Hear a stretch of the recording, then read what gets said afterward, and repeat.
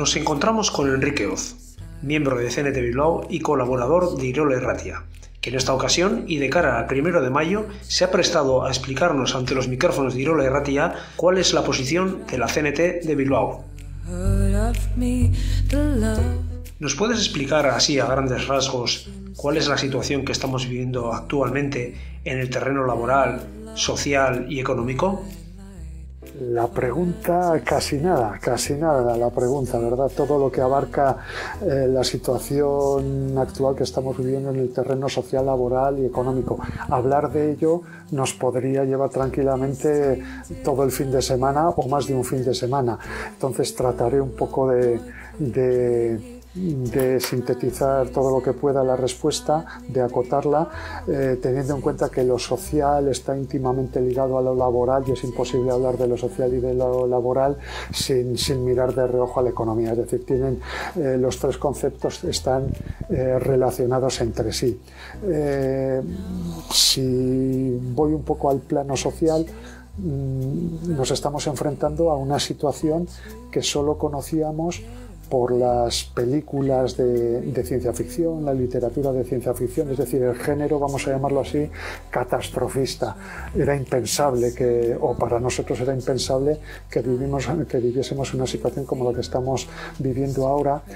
¿Por qué? Porque se nos ha educado de manera que tenemos o que debemos entender que vivimos en unas sociedades técnicamente muy avanzadas, con una red de saneamientos, con carreteras asfaltadas, con servicios de limpieza.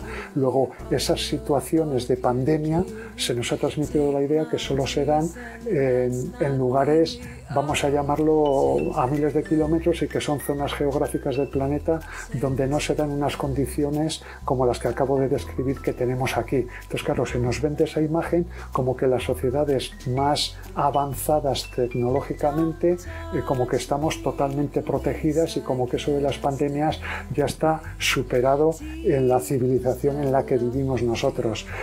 Pero ahora mismo la realidad nos acaba de poner los pies en el suelo y vemos como no era verdad. La clase trabajadora como tal no tenemos la culpa de esta situación, y no tenemos la culpa porque nosotros no somos informados de que podía suceder hasta que ha llegado el momento de que ha sucedido. Ahora sabemos que desde hace muchos años la comunidad médico-científica está avisando de que esto se podía dar, pero como siempre sucede, los gobiernos, que no son más que títeres de la patronal y de la banca, hacen oídos sordos, guardan estos informes en el baúl de los recuerdos, o a lo sumo estos informes se debaten en las altas esferas donde normalmente no tenemos acceso ni sabemos de lo que nos están hablando muchas veces la clase trabajadora. Entonces, la máxima responsabilidad es quienes, sabiéndolo y conociéndolo, no han puesto medidas para que esto no llegase, o si llegase, haberlo podido resolver de otra manera. El caso es que ha llegado y ¿qué nos encontramos? Con que hay que tomar unas medidas concretas, pero unas medidas concretas, ¿por qué? Porque se va a dar una situación de masificación en los hospitales que la red sanitaria, tanto la red sanitaria o de sanidad pública como la red privada, no van a poder contener esa avalancha que va a haber de gente no solo infectada, sino con problemas graves que al final pueden derivar en que sea una masacre lo que sucede aquí. Entonces se tienen que tomar obligatoriamente unas medidas para que ese contagio esté contenido y la red sanitaria pueda servir y pueda ir sacando adelante pues una situación que de otra forma colapsaría todo el sistema médico. Se toman unas medidas de confinamiento que, claro, suena cachondeo que haya un confinamiento un fin de semana y de repente el lunes haya que trabajar. No tiene mucho sentido.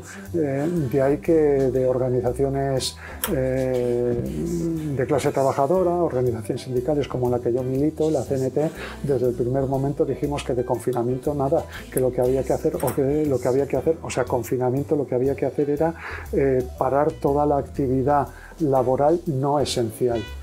Esa fue la reclamación que hicimos desde un principio. Tardó 2 semanas el gobierno en tomar esa decisión porque veía que si no iba a ser francamente difícil poder contener el pico, como le llaman, del cuadrante en el que te hacen con las 2 coordenadas en ángulo recto de cómo va subiendo el caso de contagios. Entonces, para contenerlo era inevitable o es de sentido común que había que parar toda la actividad laboral y dejar solo lo no esencial, pues lógicamente para que podamos tener abastecimiento de alimentos, abastecimiento de la sanidad pública, para que podamos tener calefacción, para que podamos tener unas condiciones de vida dignas, ¿no? Para eso se llama los servicios no esenciales. ¿Qué ha sucedido? Que al final, poco a poco, los servicios no esenciales se han mantenido durante 2 semanas y nuevamente se va recuperando la actividad poco a poco, teniendo en cuenta que puede haber un repunte de los contagios. Es una situación que ¿quién la está pagando? Pues lógicamente la pagamos la clase trabajadora, como siempre. Se está despidiendo a gente, se está aprovechando para despedir a gente, se crea una situación crítica, por ejemplo, para los autónomos, para los trabajadores de TT, para los trabajadores inmigrantes, algunos que estaban en situación no regularizada, pues lógicamente esto les afecta de una manera directa. Se están utilizando los ERTEs para evitar así para despidos, se están utilizando también en algunos lugares los ERTEs para que tengan que mantenernos, como siempre, el sistema público, y sin embargo empresas con grandes beneficios que no quieren asumir ni siquiera un par de meses el mantenimiento de los salarios de sus trabajadores. Se están dando situaciones de ERTE para luego también estar trabajando las empresas aunque hayan pedido ERTE. Es decir, se está dando tal conglomerado de desbarajuste que al final quien lo va a pagar, como siempre, la clase trabajadora. Poco a poco se están incorporando trabajadores a sus puestos de trabajo con unas medidas de seguridad que hay que exigir permanentemente, y esto está haciendo que parece ser que sople un poco aliviada la patronal y la banca, que son en verdad los que han estado detrás de esa presión para que se abriese un poco esa situación de trabajo única y exclusivamente esencial, para que se abriese poco a poco el abanico laboral. Lo estamos pagando la clase trabajadora, es así, y se ha visto claramente que para la patronal no somos más que materia prima de tributación fiscal. En cuanto se limitó el trabajo exclusivamente al trabajo esencial, a la actividad esencial, automáticamente ya la patronal se puso muy nerviosa. ¿Por qué? Porque nosotros para ellos tenemos la misma, o ellos tienen la misma mentalidad hacia nosotros que en la época esclavista. En la época esclavista, si se moría un esclavo, se reemplazaba por otro. Ahora mismo lo importante es la economía, su economía.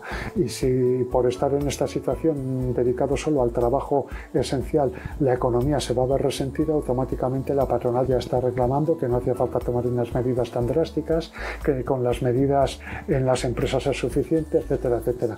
Claro, ellos, la mayor parte de esta gente no sabe lo que es trabajar en transporte público, toda la clase trabajadora que va a sus centros de trabajo en transporte público. Es decir, cuentan dentro de sus estadísticas, cuentan con que va a haber un número significativo de muertos. Ellos no entran dentro de esas estadísticas y nosotros somos para ellos, desde un punto de vista de mentalidad de la época esclavista, somos igual que la mentalidad que tenía en la época esclavista el amor respecto al esclavo. Somos bestias de trabajo, somos animales de carga y tenemos que estar en el trabajo, y la salud está en un segundo plano, porque como dicen ellos, si no se va a resentir la economía. Hay que entender el concepto de economía desde el punto de vista desde el que nos lo vende la patronal. Para la patronal, la economía, bueno, para el común de los mortales parece que nos quieren vender la economía como que es un señor o una señora de 5 metros de alto por 5 de ancho, que tiene épocas mejores, peores, que enferma, no enferma. Personalizar un concepto abstracto como la economía consigue que haya gente que se lo crea. Y hay que tener en cuenta que la economía es un concepto abstracto y la economía es algo creado por los seres humanos, por unos seres humanos. Luego la economía, si va mal, es porque unos seres humanos han decidido que vaya mal.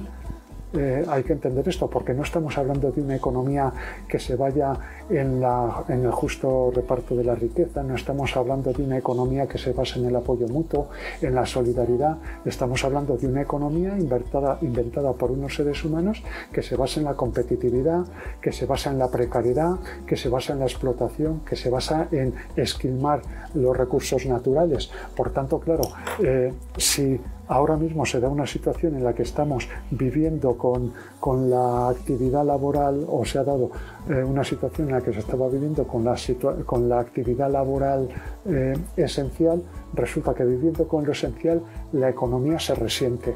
Pues eso nos da una imagen de la economía tan absurda en la que se nos obliga a vivir, que necesita que esté trabajando continuamente la maquinaria al 100%, su engranaje económico, el capitalismo, necesita que esté al 100% engrasado, porque en cuanto baja un poco la actividad laboral se resiente. Pues eso da un poco la medida de la situación tan, vamos a llamarla, trágica por un lado por las muertes que se están produciendo, porque un sector de población lo está pasando muy muy mal, y al mismo tiempo es ridícula por ver que si no estamos trabajando en condiciones precarias, si no estamos trabajando incluso en condiciones de salubridad precarias, la economía, como se resienta un poco, se desmorona, que al mismo tiempo se ve la fragilidad del sistema.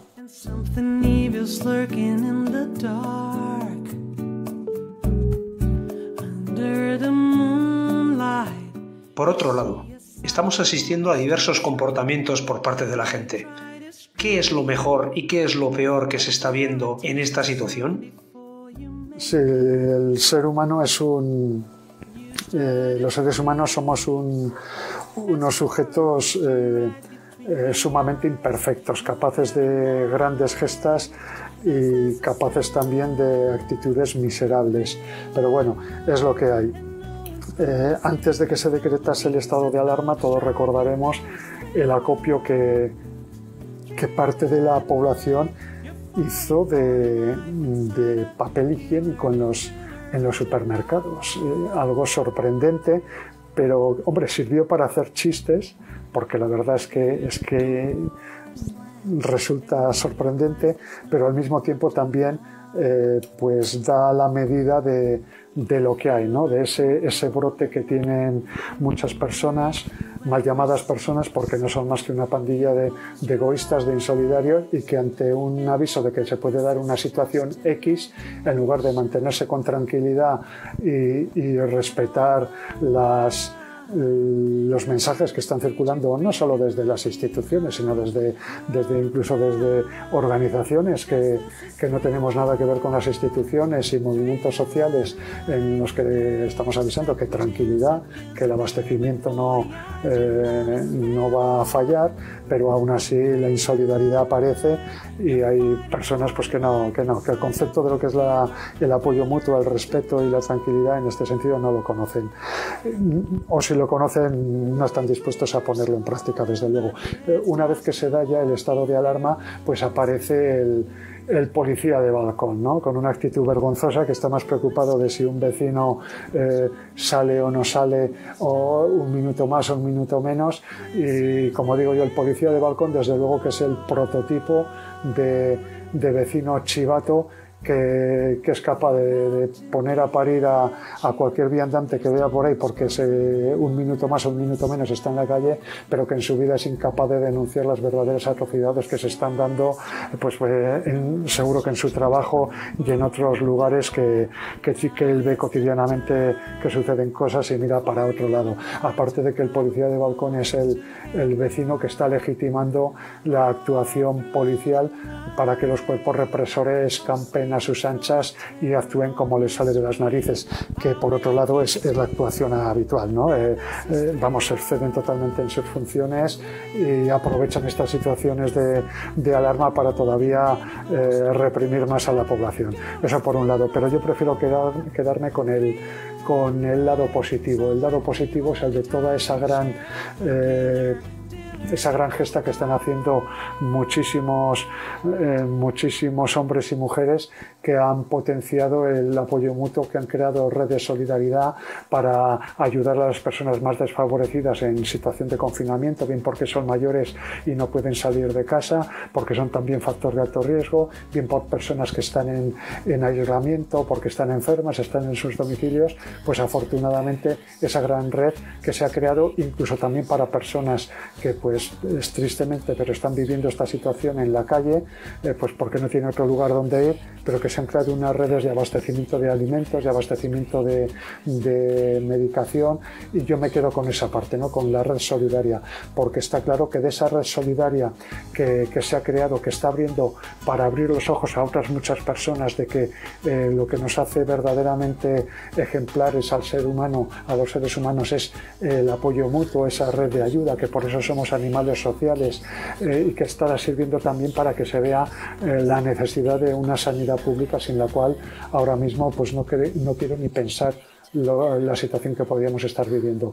Pues como ya digo, prefiero quedarme con esa parte positiva, ¿no? El policía de balcón entiendo que es una minoría, entiendo que él solo se retrata a sí mismo y que más le vale recapacitar sobre su actuación. Prefiero quedarme con la mayor parte de esa sociedad que está mostrando esa solidaridad y que yo creo que es un punto de partida muy interesante para que una vez que pase todo esto, o por lo menos se suavice, de manera que podamos analizar la lección que nos está dando el COVID-19, para que aprendamos la lección que está dando desde un punto de vista de que el apoyo mutuo y la solidaridad es el camino.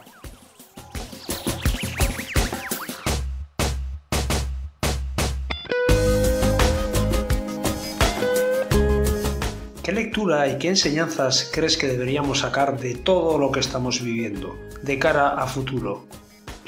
¿Qué lectura y qué enseñanza de cara a futuro? Pues el coronavirus ha puesto sobre la mesa algo que siempre la patronal se empeña en enterrar, que es la lucha de clases. O sea, hay que entender que lo que ha salido a flote es la lucha de clases.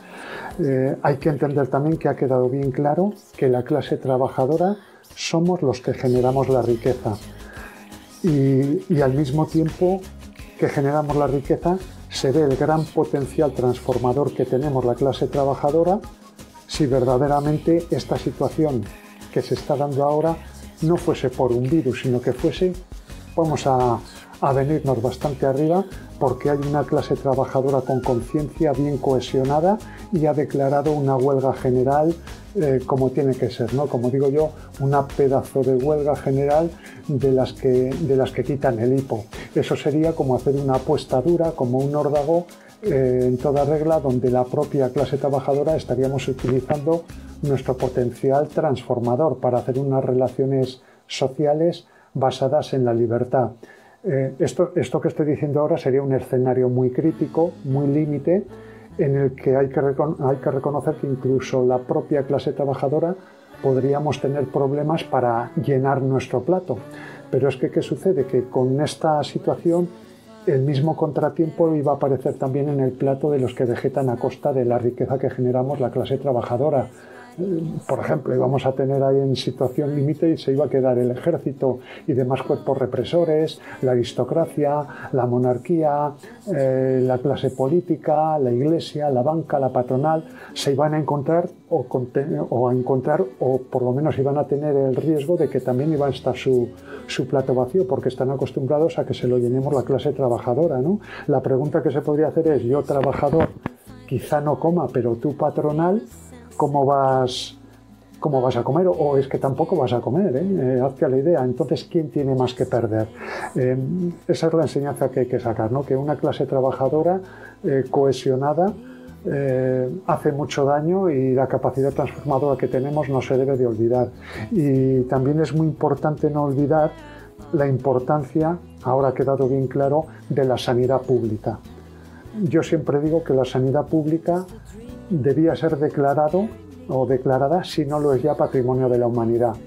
Eso de que tengas un problema como el que se está dando ahora y que puedas ir a un hospital y que sabes que vas a tener una atención primero gratuita y que estás en manos de grandes profesionales, es de una valía que cualquier individuo o cualquier organización política que trate de quebrantar algo tan hermoso como la sanidad pública, que trate de recortar en sanidad pública, que trate de torpedear la sanidad pública, como mínimo hay que calificarlos de verdaderos sinvergüenzas.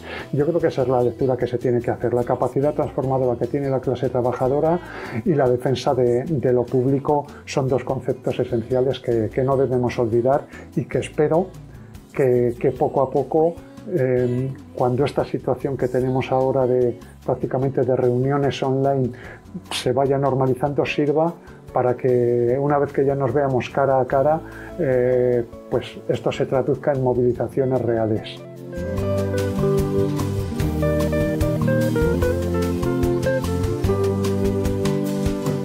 Muy bien, Enrique, muchísimas gracias por todo.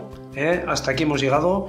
No sé si querrás añadir alguna nota al final, pero bueno, por nuestra parte, esto es todo. Esperamos que el 1 de mayo siga estando tan presente como todos los años, a pesar de que estemos encerrados y encerradas, y que la voz de la clase trabajadora se oiga ahora más que nunca.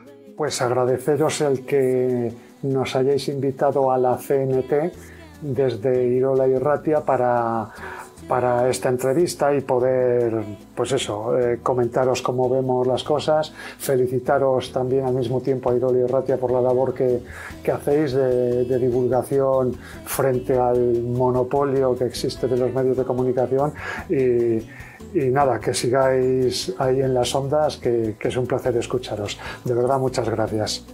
Muchas gracias, Enrique. Un abrazo y hasta la próxima.